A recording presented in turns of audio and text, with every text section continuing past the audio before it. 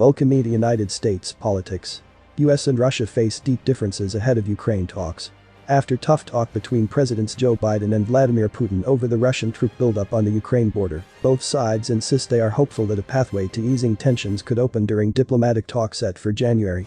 But with less than 2 weeks to go before senior US and Russian officials are to meet in Geneva, the chasm is deep, and the prospect of finding an exit to the crisis faces no shortage of complications. Biden on Friday told reporters that he advised Putin when they spoke by phone a day earlier that the upcoming talks could only work if the Russian leader deescalated, not escalated, the situation in the days ahead. The US president said he also sought to make plain to Putin that the US and allies stood ready to hit Russia with punishing sanctions if the Russians further invade Ukraine.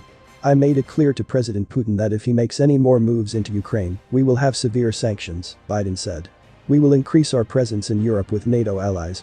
Meanwhile, Biden's national security team on Friday turned their attention to preparation for the Geneva talks, set for January 9 and 10, to discuss the Russian massing of some 100,000 troops on its border with Ukraine. The Geneva talks, which are to be led on the US side by senior State Department officials, are slated to be followed by Russia-NATO Council talks and a meeting of the Organization for Security and Cooperation in Europe. Biden is scheduled to speak by phone Sunday with Ukraine President Volodymyr Zelenskyy. The two leaders plan to review preparations for the upcoming diplomatic engagements, according to the White House. Secretary of State Antony Blinken on Friday debriefed Canadian Foreign Minister Mélanie Joly, Italian Foreign Minister Luigi Maio, and NATO Secretary General Jens Stoltenberg on the Biden-Putin call and discussed preparations for the upcoming summit. The 2 weeks ahead are going to be tough, said Daniel Fried, a former US ambassador to Poland who was a top advisor on Eastern Europe to Presidents Barack Obama, George W. Bush and Bill Clinton. The Biden administration has done a pretty credible job of outlining, framing up the negotiations. But the toughest test is yet to come because Putin will continue to engage in threats and brinksmanship to see how determined we are. While Biden reiterated that he stood ready to exact sanctions that would reverberate throughout Russia, Kremlin officials doubled down on its warning to Biden about making a colossal mistake that could have enormous ramifications for an already fraught US-Russian relationship. A top Putin aide on Friday reinforced that Russia stands by its demands for written security guarantees.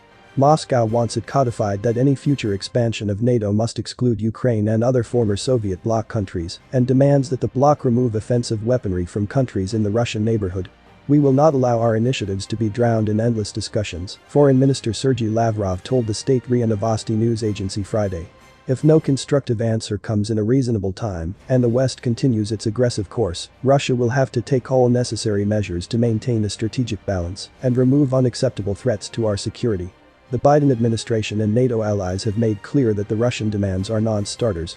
The seemingly unrealistic rhetoric has made some in Washington question of how effective talks can be. Following the Biden-Putin call, a group of 24 former US national security officials and Russia experts, a group that includes several officials who served in the Obama, George W. Bush and Clinton's administrations, released a statement calling on Biden to immediately and publicly lay out the penalties Russia would face if Putin were to move forward with military action. The signatories of the statement included several former US ambassadors, including Fried, Russia envoys Michael McFaul and Alexander Vershbow, and Ukraine envoys Stephen Pfeiffer and John Herbst.